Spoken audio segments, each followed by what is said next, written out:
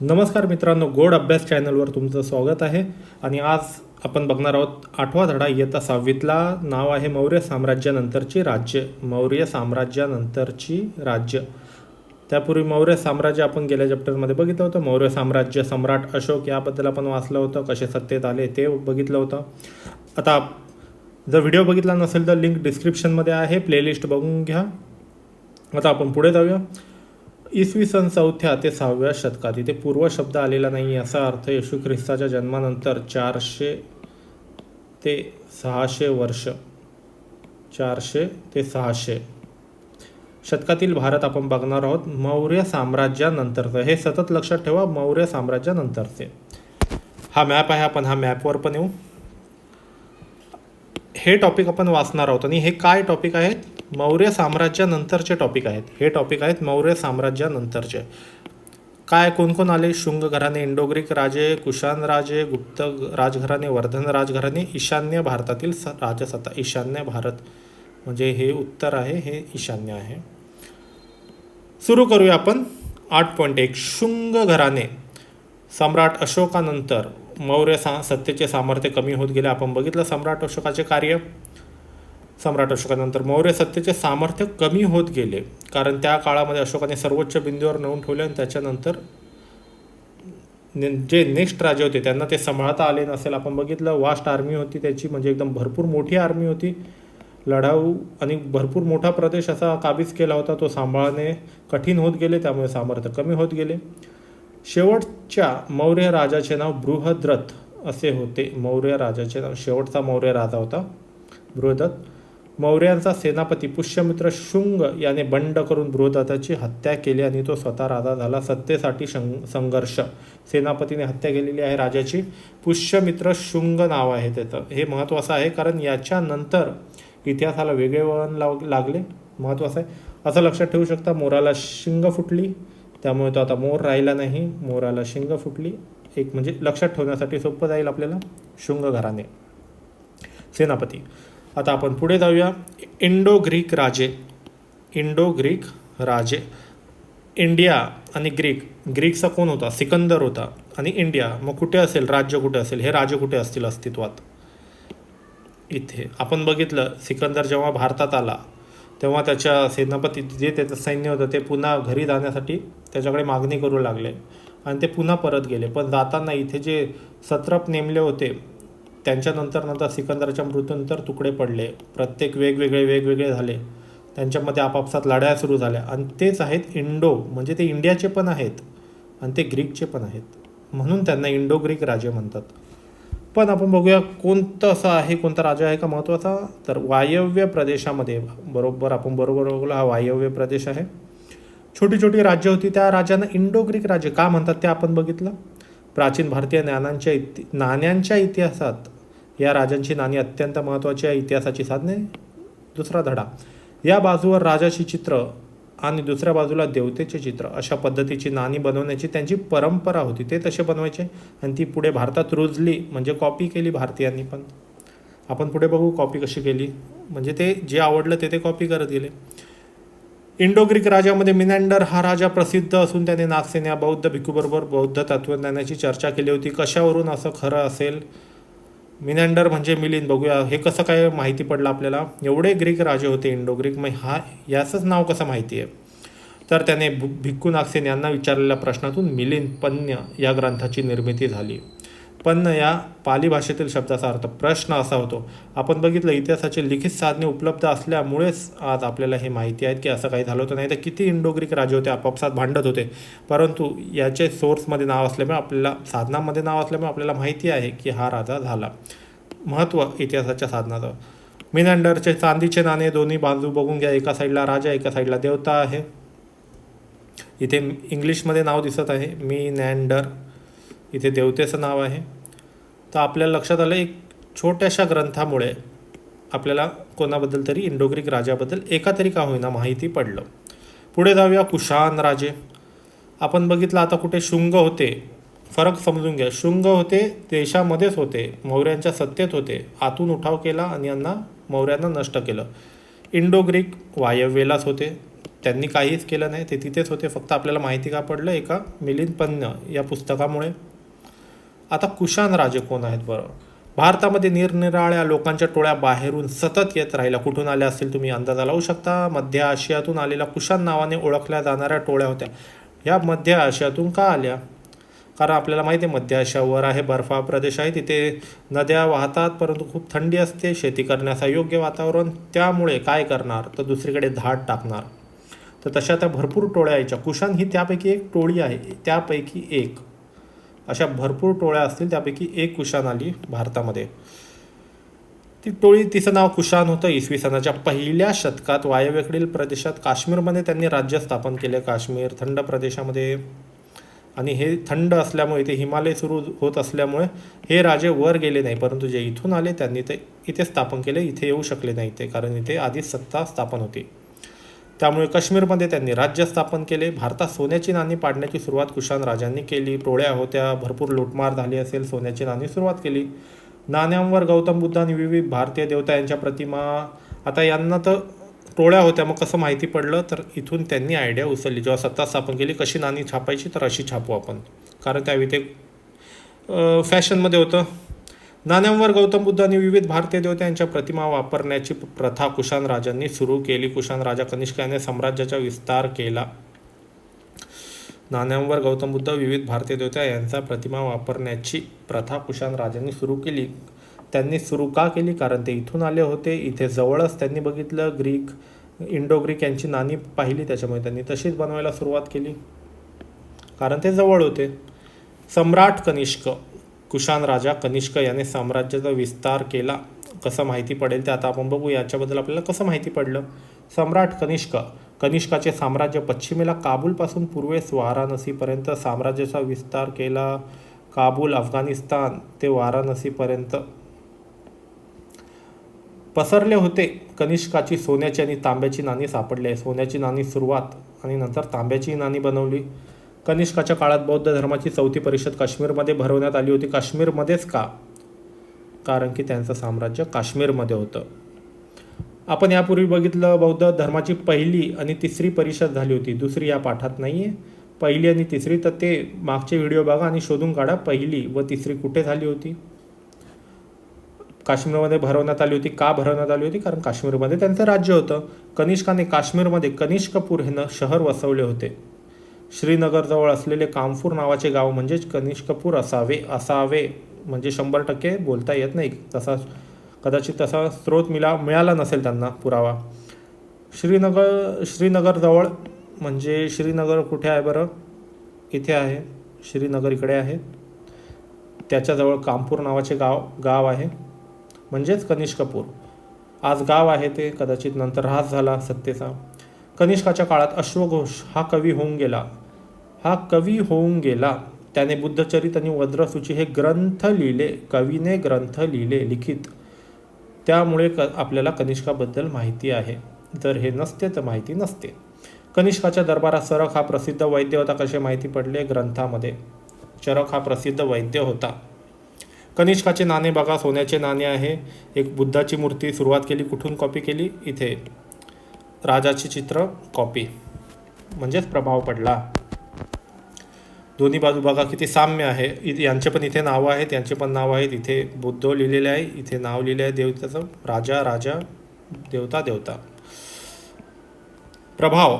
कनिष्काचे सोन्याचे नाणे. हे नाणे सम्राट कनिष्काने पाडले होते. या नाण्याच्या दर्शनी बाजूत ग्रीक लिपीत बघा, ग्रीक लिपी आली. ग्रीक का? कारण यांचे पण ग्रीक होते, यांनी कॉपी केली. शाओ कनिष्की कोशानो असा, म्हणजेच राजाधिराज कनिष्क कुशाण. लिखित सोर्स आहे मुद्रा. नाणे हा लिखित भौतिक सोर्स वस्तू. नाण्याच्या मागील बाजूस गौतम बुद्धाची प्रतिमा आहे. बाजूला ग्रीक लिपीत बुद्ध लिहिले आहे. कनिष्काबद्दल आपल्याला एवढी माहिती याच्यातून मिळालेली आहे, नाण्यातून मिळालेली आहे. ग्रंथ बघितले आपण. आता आपण पुढे जाऊ. गुप्त राजघराणे. इसवी सनाच्या 3ऱ्या शतकाच्या शेवटी उत्तर भारतात गुप्त राजघराण्याचा सत्तेचा उदयाला भरपूर उशीर आले. इसवी सनाच्या 3ऱ्या शतकात, ठीक आहे. आपण बघितलं 0 ते 100, मग पहिलं शतक, 200 दुसरं शतक आणि मग 300 ते 300च्या मधले वर्ष उदय झाला. साधारणपणे 3 शतके गुप्त राजघराणे सत्तेवर होते. 3 शतके म्हणजे 3 × शतक म्हणजे 300 वर्ष. 300 वर्ष गुप्त राजघराण्याचा संस्थापकाचे नाव श्रीगुप्त होते. नावाची सुरुवात श्रीने झालेली आहे. जसे आपण गणपती बाप्पा करतो तसे श्री लक्षात ठेवणं सोपे आहे. गुप्त घराण्याचे संस्थापक श्रीगुप्त. समुद्रगुप्त आणि दुसरा चंद्रगुप्त हे गुप्त घरातील विशेष उल्लेखनीय राजे होते. कशी माहिती पडली ते आपण पुढे बघू. साधने शोधू इतिहासाची कोणती आहेत ज्यांच्यामुळे माहिती पडलं. समुद्रगुप्त हा नावाप्रमाणेच होता. आता बघा, पहिला चंद्रगुप्त हे पहिला त्याच्या नावात नव्हतं, हे त्याला आपण ओळखण्यासाठी म्हणजे 2 चंद्रगुप्त आले. मग हा पहिला म्हणजे आधीचा, दुसरा म्हणजे नंतरचा. तर चंद्रगुप्त या गुप्त राजाच्या कारकिर्दीत गुप्तांच्या राज्यविस्तारास सुरुवात झाली. राज्यविस्तार करण्यास सुरुवात केली त्यांनी. राज्यविस्तार म्हणजे आजूबाजूच्या प्रदेशावर आक्रमण करणे आणि ते जिंकून घेणे, याला म्हणतात राज्यविस्ताराची सुरुवात. त्याचा मुलगा समुद्रगुप्त याने आसपासच्या राजाच्या, समुद्रगुप्त हा नावाप्रमाणे समुद्रासारखा होता, विशाल. जसे इथे समुद्र मोठा आहे तसं तो नावाप्रमाणे समुद्र होता.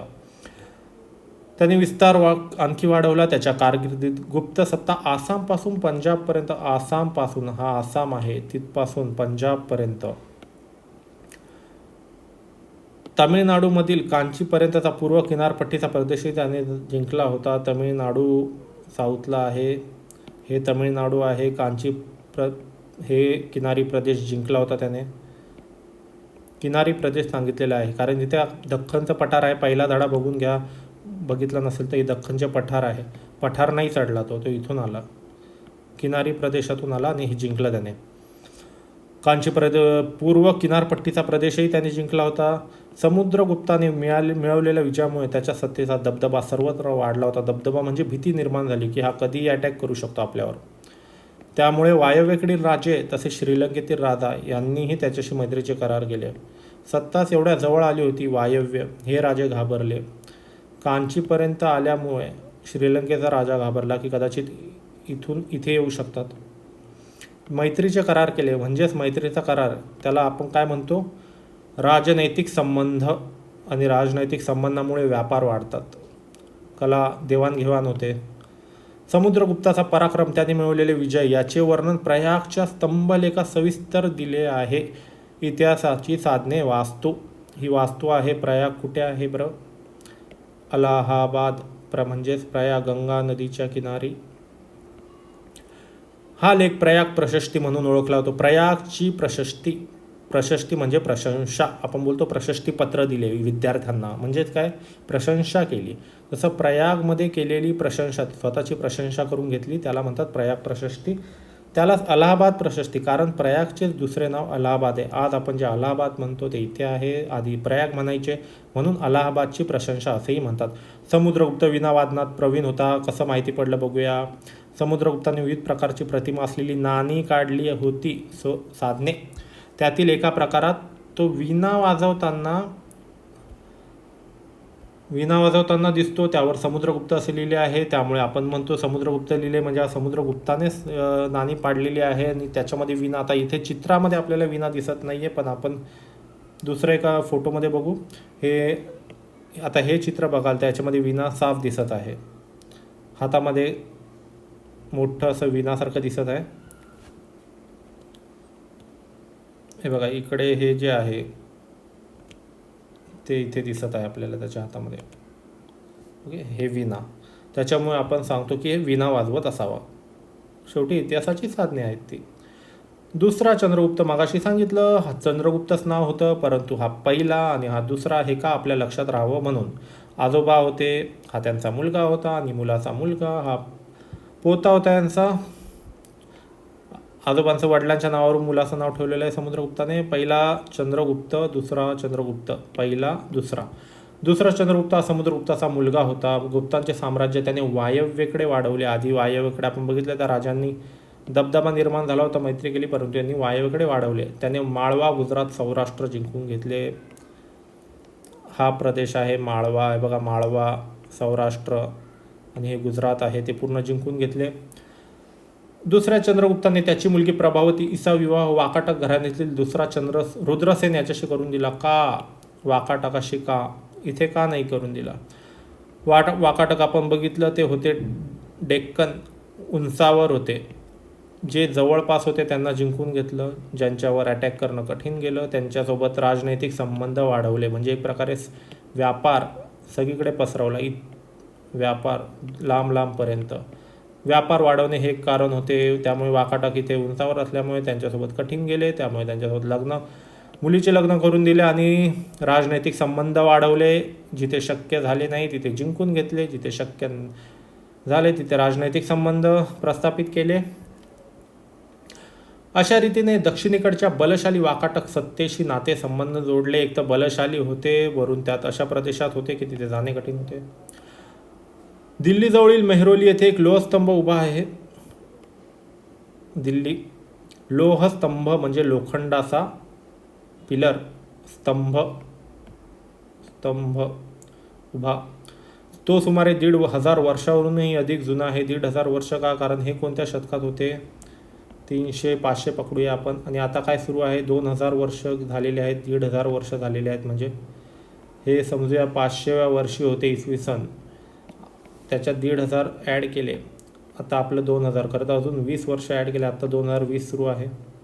1,500 वर्षाहूनही अधिक जुना आहे, तरी तो गंजलेला नाही आहे. प्राचीन भारतीयांनी तंत्रज्ञानात केलेल्या प्रगतीचे एक प्रतीक आहे. त्याच्यावरून आपल्या लक्षात येतं टेक्नॉलॉजी किती पुढे गेली होती. लोखंडाला गंज चढतो, पण या लोखंडाला गंजच चढला नाही. प्रगतीचे एक प्रतीक आहे, तो एक साधन आहे इतिहासाचं. त्यावरून आपल्याला कळालं बघा त्यांची टेक्नॉलॉजी किती विकसित झाली होती. याला आणि समजलं कसं, यानेच केलं कशावरून? तर लोहस्तंभावरील लेखात चंद्र नावाच्या राजाचा उल्लेख आहे. हाही असू शकतो, पण हाच का? त्या उल्लेखाच्या आधारे हा लोहस्तंभ दुसऱ्या चंद्रगुप्ता काळातील आहे असे मानले जाते. हाच राजा का? कारण ह्याच्या काळात सुरुवात झाली होती आणि याच्या काळात ते सर्व प्रदेश जिंकले गेले होते. त्याच्यामुळे आपण म्हणतो की हा दुसरा चंद्रगुप्त असू शकतो, हा नाही असू शकत. हे त्याच्यामागे कारण आहे.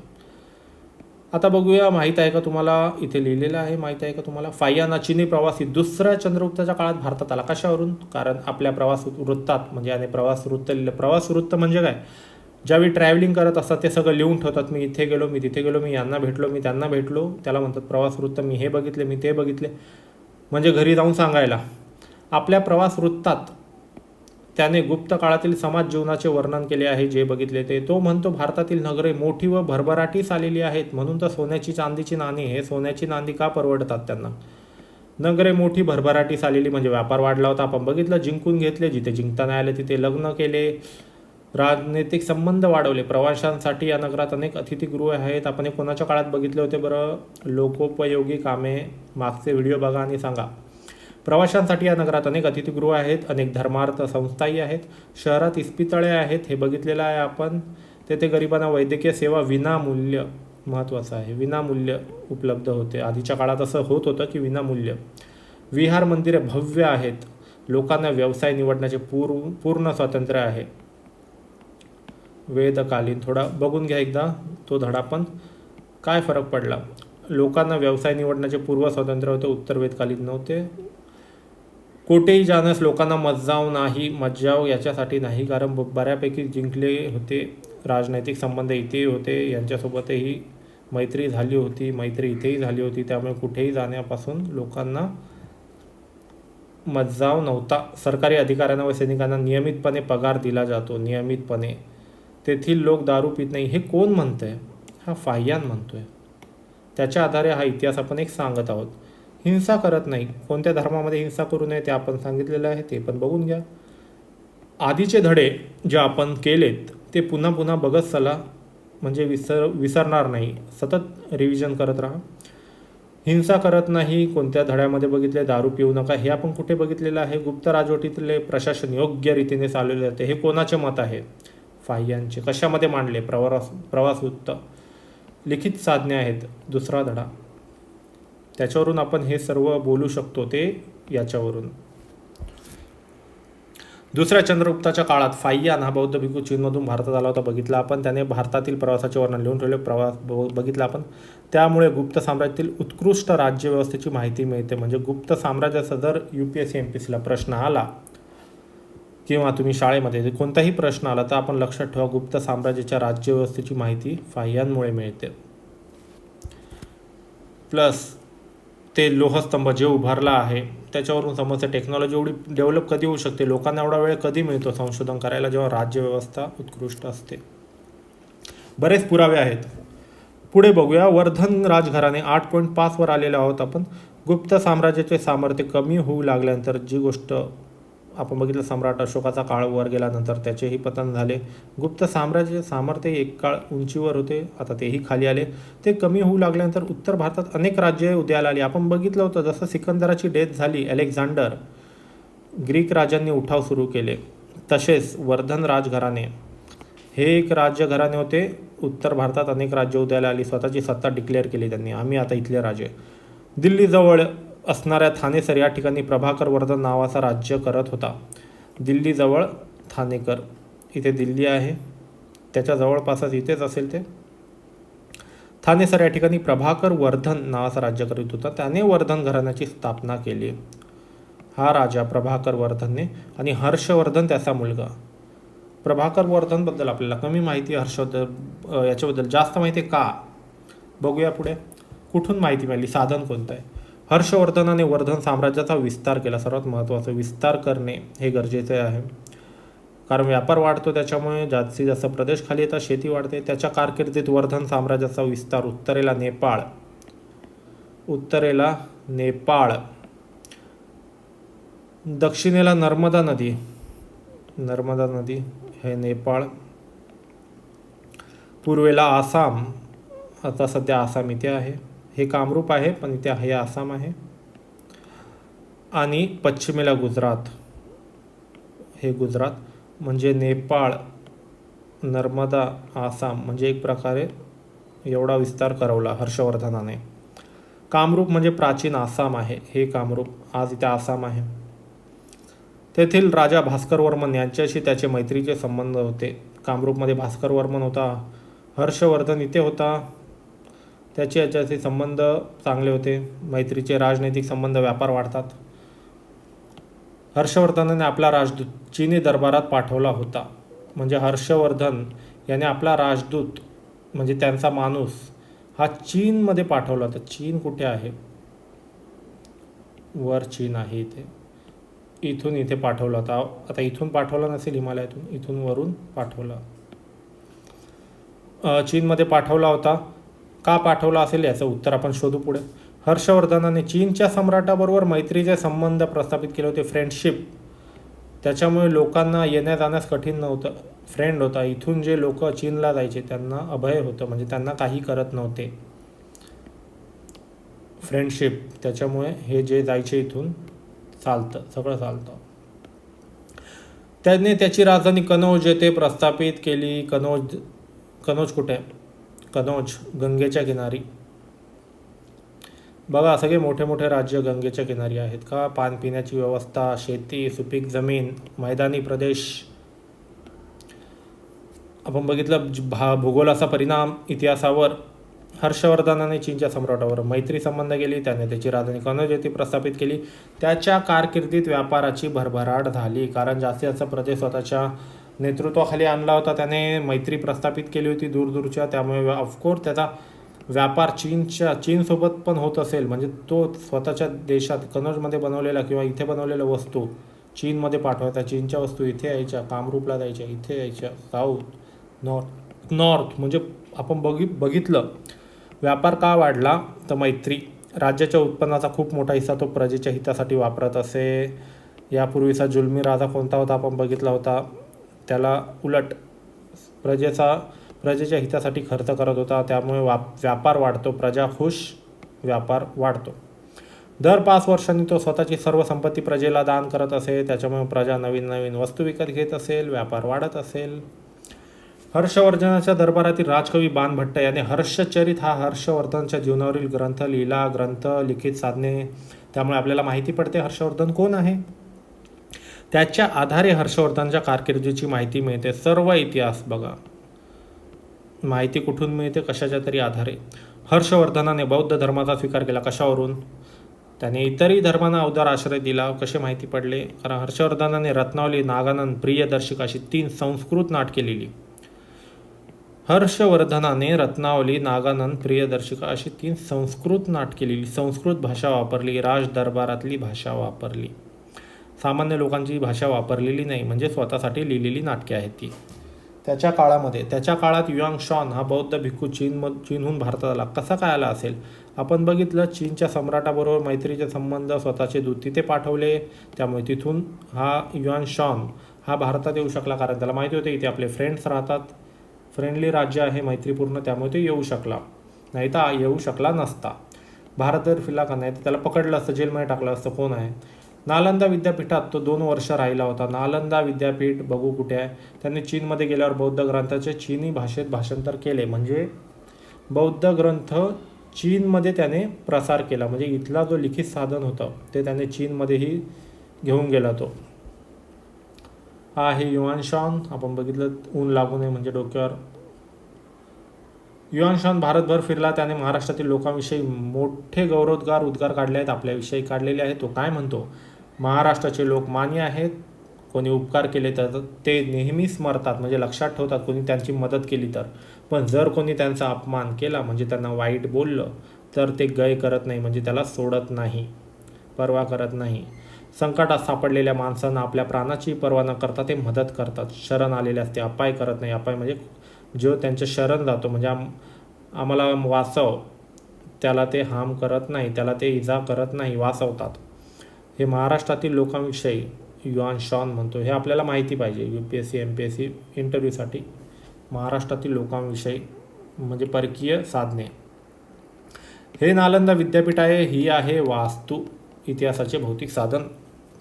ते बघून समजले की ते काहीतरी होते. काय होते? नालंदा विद्यापीठ. कशावरून? Yuan Chwang. आता आपण सगळे बघितले. इथे कसे राजे उदयाला आले, इथे बघितलं साऊथचे बघायचे आहे, इथे कसे आले, इथे काय करत होते, नंतर वर्धन आले, आपण वेगवेगळे राजे बघितले. आता ईशान्य भारत राहिला आहे आपला, म्हणजे इथले बघितले आपण, एकानंतर एक येतच जात होते. इथे तर ग्रीक राजे होते. आता हे बघूया ईशान्य भारत. कामरूप.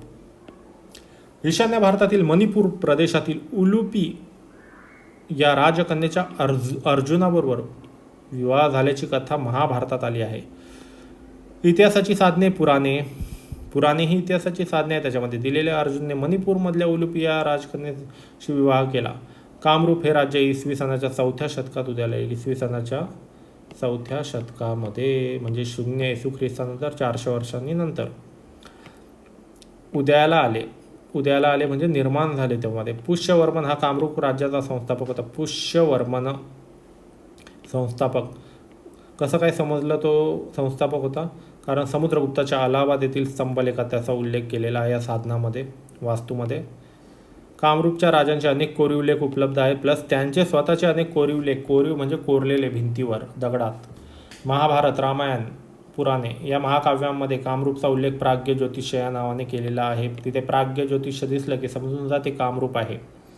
प्राग्य ज्योतिषपूर ही त्याची राजधानी होती. प्राग्य ज्योतिषपूर म्हणजे आजच्या आसाम राज्यातील गुवाहाटी शहर. गुवाहाटी इथे, हे आसाम, इथे गुवाहाटी आहे. आजच्या आसामच्या राज्यातील गुवाहाटी शहर. Periplus of the Erythraean Sea आपण बघितल्याचा उल्लेख आहे याच्या आधी. या ग्रीक खलाशाने लिहिलेला आहे. हे पहिले व्हिडिओ बघून घ्या. या पुस्तकात त्याचा उल्लेख किरातिया म्हणजे किरात लोकांचा प्रदेश, म्हणजे याला बघा किती नाव आहेत बघा. आधी आता आसाम म्हणतो, आधी कामरूप होतं. महाभारतात प्राग्य ज्योतिष आहे आणि ग्रीसमधले लोक याला किरात म्हणायचे. किरादिया म्हणजे किरात लोकांचा प्रदेश. कामरूप राज्याचा विस्तार ब्रह्मपुत्रा नदीचे खोरे, भूटान, बंगालचा काही भाग, बिहारचा काही भाग या प्रदेशामध्ये झालेला होता. ब्रह्मपुत्रा नदी बघा ही वाहते, ती ब्रह्मपुत्रा नदी आहे. इथून तिबेटमध्ये उगम पावते ही दिसते. ह्या नदीचं हे खोरं आहे, तिथे उगम झाला. भूटान इथे आहे. हे भूटान आहे, म्हणजे हा भूटान इथे, प्लस बिहारचा काही भाग, बंगालचा काही भाग, म्हणजे अशा पद्धतीने कामरूप राज्य होतं. ईशान्य भारतातील कामरूप राज्यात युआन शॉन गेला होता. भारतामध्ये तो चीनी तिकडे गेले, ते इथून इथे आले, कामरूपलाही गेले. त्यावेळी भास्कर वर्मन हा तेथील राजा होता. भास्कर वर्मन, त्यामुळे आपल्याला माहिती पडतं भास्कर वर्मन का होता, कारण युआन शॉन गेला, त्याने आपण बघितलं तो सर्व लिहून ठेवायचा. त्याने लिहिलं की इथला राजा भास्कर वर्मन आहे. या पाठात आपण मौर्य, आता हा धडा इथे संपलेला आहे, एकदम सोपा धडा होता. या पाठात आपण मौर्यानंतरच्या काळातील उत्तर भारत आणि तेथील विविध राजसत्तांचा परिचय करून घेतला. बरोबर, आपण बघा उत्तर आहे ना, हा पूर्ण उत्तर भारत, नॉर्थ.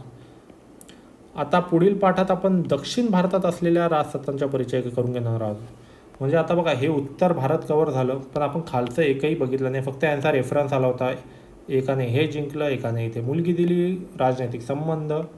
दक्षिण भारत म्हणजे पठार, दख्खनचे पठार आणि समुद्रकिनारी प्रदेश जो यांना जिंकणे थोडे कठीण गेले, त्यामुळे ते खाली गेले नाही. आता आपण तो वेगळा बघणार आहोत. माहीत आहे का तुम्हाला? बघून घेऊ एकदा. प्राचीन भारतीय परंपरेनुसार प्राचीन काळी काश्मीरचे नाव कश्यपपूर असे होते. ग्रीक इतिहासकार तिथे का इथे राहत होते आपण बघितलं. इंडो ग्रीक राजा मिनॅंडरचं नाव आलं, सिकंदर आला होता. ग्रीक इतिहासकारांनी त्याचा उल्लेख कॅस्पॅटिरॉक आणि कॅस्पेरिया असा केला आहे. त्यांच्या भाषेत ते तसे बोलत होते. जसे मिलँडरला आपण काय म्हणतो, मिलिंद, तसे त्यांचे शब्द जरा कठीण आहेत आणि आपण सोपे शब्द वापरतो. मिलिंद म्हणतो, मिनॅंडर न म्हणता. ते कॅस्पेरिया म्हणायचे, आपण काश्मीर म्हणतो. महाभारत काळात कंबोज घराण्याचे राजे तेथे राज्य करत असल्याचा उल्लेख येतो. कंबोज, महाभारत काळ कोणता आहे? ज्यावेळी महाभारत ग्रंथ लिहिला गेला तो काळ. त्याच्यामध्ये कंबोज जे घरांचे राजे आहे ते काश्मीरमध्ये होते. कंबोज म्हणजे किती नाव आहेत बघा. कश्यपपूर हे 3 कठीण नावं, कॅस्पेरिया त्यातलं सोपं नाव कंबोज. सम्राट अशोकाच्या काळात काश्मीर मौर्य साम्राज्यात समाविष्ट झाले. त्यावेळी झाले होते. नंतर सम्राट अशोकाचा काळ म्हणजे उंच, नंतर खाली यायला लागले ते, म्हणजे त्यांची अधोगती सुरुवात झाली. इसवी सनाच्या 7व्या शतकात करकेट घराण्याचे राज्य काश्मीरमध्ये होते. करकोट घराण्याचे राज्य काश्मीरमध्ये होते. कल्हणाने त्याच्या राजतरांगिनी या ग्रंथात त्याची माहिती दिलेली आहे. कल्हण हा काश्मीरमधला लेखक होता, कल्हण. त्याच्यामुळे आपल्याला काश्मीरबद्दल भरपूर माहिती आहे. आता याच्याबद्दल त्याच्या फक्त एक लाईन दिलेली आहे कल्हणाबद्दल, पण त्याच्यावरून आपल्याला समजतं राजतरांगिनी काश्मीरबद्दल आपल्याला माहिती मिळते. हे पुढे येईल, आपल्याला भरपूर येणार आहे माहिती.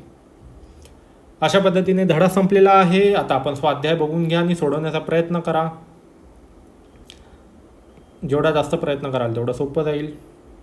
स्क्रीन थांबवून घ्या, स्क्रीन थांबवा, व्हिडिओ पॉज करा आणि मग सोडवायला घ्या. स्क्रीन पॉज करा. पुढे आहे दक्षिण भारतातील प्राचीन राज्य घेणार आहोत आपण आता सध्या सुरुवातीला फक्त एवढं घेतलं या चॅप्टरमध्ये. आता आपण नेक्स्ट चॅप्टरमध्ये हे घेऊ. मागचे सर्व व्हिडिओ बघून घ्या, ज्याच्यामुळे तुम्हाला सोडवण्यासाठी मदत होईल. उत्तरं तसेच रिव्हिजन करणे सोपे जाईल. ठीक आहे मित्रांनो, पुन्हा भेटू. चला, बाय.